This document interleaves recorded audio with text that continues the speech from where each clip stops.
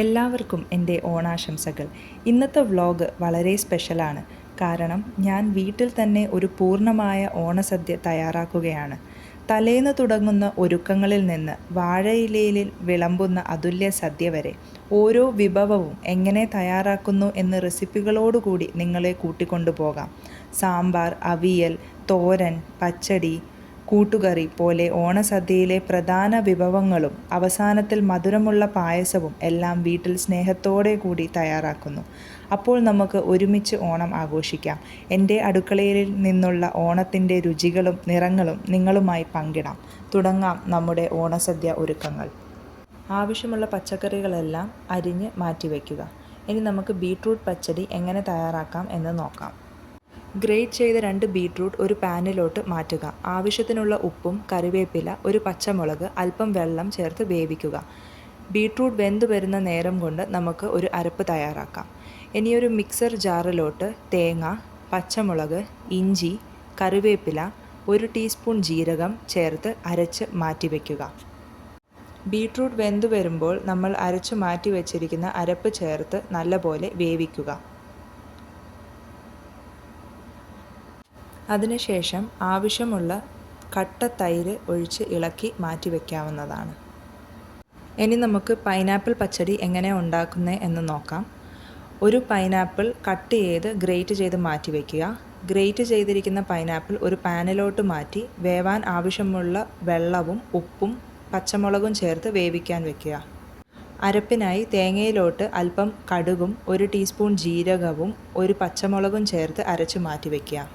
വെന്ത പൈനാപ്പിളിലോട്ട് ചിരകിയ ശർക്കരയും ഒരു പഴുത്ത മാങ്ങയും കൂടെ ചേർക്കുക. എല്ലാം വെന്തു വരുമ്പോൾ അരച്ച അരപ്പും കൂടെ ചേർത്ത് ഇളക്കാവുന്നതാണ്. എല്ലാം വെന്തു വരുമ്പോൾ ആവശ്യത്തിനുള്ള തൈരും കൂടെ ചേർത്ത് ഇളക്കി മാറ്റി വയ്ക്കാവുന്നതാണ്. അടുത്തതായി വെള്ളരിക്ക പച്ചടിയുടെ റെസിപ്പി നോക്കാം. അരമുറി വെള്ളരിക്കയിലോട്ട് ആവശ്യത്തിനുള്ള വെള്ളവും ഉപ്പും ചേർത്ത് വേവിക്കാൻ വെക്കുക. വെന്തു വന്ന വെള്ളരിക്കയിലോട്ട് അരപ്പ് ചേർത്ത് ഒന്നും കൂടെ വേവിക്കുക. അവസാനം ആവശ്യത്തിനുള്ള തൈരും കൂടെ ചേർത്ത് ഇളക്കാവുന്നതാണ്. അങ്ങനെ ഇവിടെ 3 പച്ചടികളും തയ്യാറായിട്ടുണ്ട്. 3 പച്ചടിയിലോട്ടും കടുക് വറുത്ത് ഒരുമിച്ച് തന്നെ ഒഴിക്കാവുന്നതാണ്. അടുത്തതായി പുളിയിഞ്ചിയുടെ റെസിപ്പിയാണ് നമ്മൾ നോക്കാൻ പോകുന്നത്. ചെറുതായി കട്ട് ചെയ്ത ഇഞ്ചിയിലോട്ട് ചെറിയ ഉള്ളി, കറിവേപ്പില, പച്ചമുളക് എന്നിവ കട്ട് ചെയ്തതും കൂടെ ആഡ് ചെയ്യുക. ബ്രൗൺ കളർ ആവുമ്പോൾ ഇതിലോട്ട് ആവശ്യത്തിനുള്ള പുളിവെള്ളം ചേർക്കാവുന്നതാണ്. കറി പകുതിയായി കുറയുമ്പോൾ ചിരകി വെച്ച ശർക്കര ചേർത്ത് നല്ലപോലെ ഇളക്കുക. ഒന്നും കൂടെ കുറുകി വരുമ്പോൾ ഗ്യാസ് ഓഫ് ചെയ്യാവുന്നതാണ്. അടുത്തതായി പരിപ്പ് കറിയുടെ റെസിപ്പിയാണ്. കഴുകി വൃത്തിയാക്കിയ 1 കപ്പ് പരിപ്പിലോട്ട് പച്ചമുളക്, കറിവേപ്പില, ചെറിയ ഉള്ളി, മഞ്ഞൾപ്പൊടി, ഉപ്പ്, വെള്ളം ചേർത്ത് വേവിക്കാൻ വെക്കുക. ഇത് വെന്തു വരുന്ന സമയം കൊണ്ട് നമുക്ക് ഒരു അരപ്പ് തയ്യാറാക്കാം. തേങ്ങയിലോട്ട് പച്ചമുളക്, കറിവേപ്പില, ചെറിയ ഉള്ളി, വെളുത്തുള്ളി, ജീരകം എന്നിവ ചേർത്ത് അരച്ച് മാറ്റി വയ്ക്കാവുന്നതാണ്.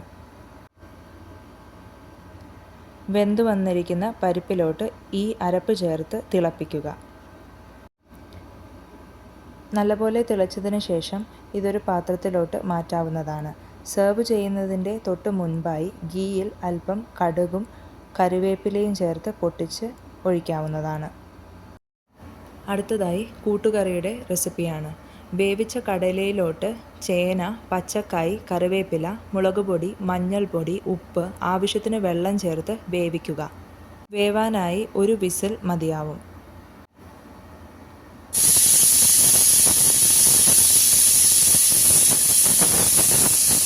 ഇനി ഒരു പാനിലോട്ട് ആവശ്യത്തിന് വെളിച്ചെണ്ണ ഒഴിച്ച് ചൂടാക്കുക.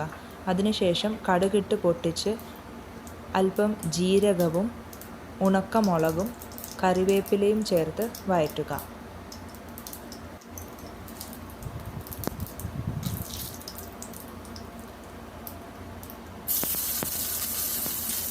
ഇനി ഇതിലോട്ട് 1 കപ്പ് തേങ്ങയും കൂടെ ആഡ് ചെയ്യാവുന്നതാണ്. എല്ലാം ഒരു ബ്രൗൺ കളർ ആവുന്നത് വരെ വഴറ്റുക. ഈ വറുത്ത തേങ്ങയിൽ നിന്നും പകുതി എടുത്ത് അരച്ച് എടുക്കണം. ബാക്കിയുള്ള തേങ്ങയിലോട്ട് 1 ടീസ്പൂൺ കുരുമുളക് കൂടെ ചേർത്ത് നല്ലപോലെ വറുത്തെടുക്കുക. വെന്ത കഷ്ണങ്ങളിലോട്ട് ഒരൽപ്പം ശർക്കര ചേർക്കേണ്ടതാണ്.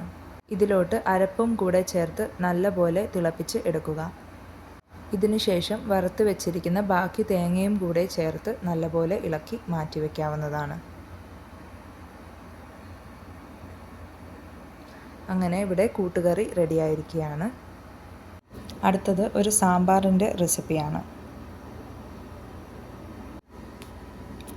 അതിനായി നമുക്ക് 1 കപ്പ് പരിപ്പ് വേവിച്ച് എടുക്കേണ്ടതാണ്.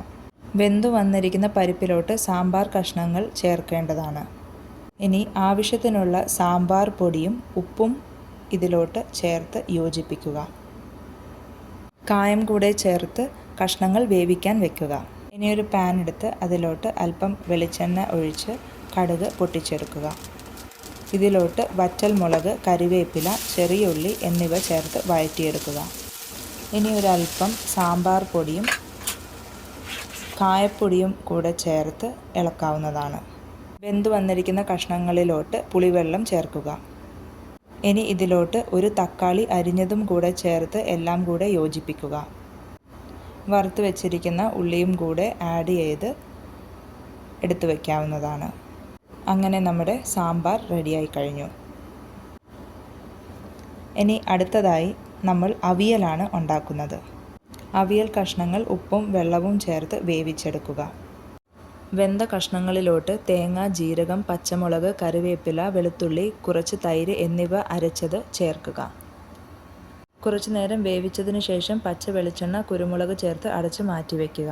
അടുത്തതായി നമ്മൾ 2 കൂട്ടം പായസമാണ് ഉണ്ടാക്കുന്നത്. ഞാനിന്നിവിടെ ഇൻസ്റ്റൻറ്റ് പായസം മിക്സാണ് ഉപയോഗിക്കുന്നത്. 1.5 ലിറ്റർ പാലിലോട്ട് 1 കപ്പ് വെള്ളം ചേർത്ത് അതിലോട്ട് മിക്സും കൂടെ ചേർത്ത് ഇളക്കി വേവിക്കുക.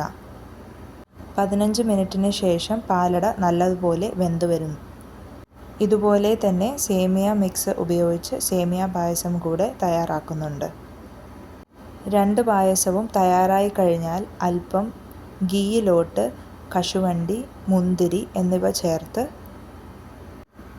അത് പായസത്തിലോട്ട് ചേർക്കാവുന്നതാണ്. പച്ചമോര് തയ്യാറാക്കാനായി തൈരിലോട്ട് വെള്ളം, കറിവേപ്പില, ഇഞ്ചി, പച്ചമുളക് എന്നിവ ചേർത്ത് അടിച്ചു മാറ്റിവെക്കണം. അല്പം വെളിച്ചെണ്ണയിൽ കടുക് പൊട്ടിച്ച് അരിഞ്ഞു വെച്ച ക്യാബേജ്, ഉള്ളി, പച്ചമുളക്, കറിവേപ്പില, ഉപ്പ്, മഞ്ഞൾപ്പൊടി എന്നിവ ചേർത്ത് വേവിച്ചെടുത്താൽ തോരനും ഇവിടെ റെഡിയായിരിക്കും. ഇതാണ് എൻ്റെ ഒരു കൊച്ചു ഓണസദ്യ. സ്നേഹത്തോടു കൂടി തയ്യാറാക്കിയ എല്ലാ വിഭവങ്ങളും ഒരുമിച്ച് വാഴയിലയിൽ വിളമ്പിയപ്പോൾ ഹൃദയം നിറഞ്ഞൊരു ആഘോഷം പോലെ തോന്നുന്നു. നിങ്ങൾക്കും എൻ്റെ സദ്യയുടെ രുചിയും സന്തോഷവും വീട്ടിൽ എത്തിക്കാനാകട്ടെ എന്ന് ആശംസിക്കുന്നു.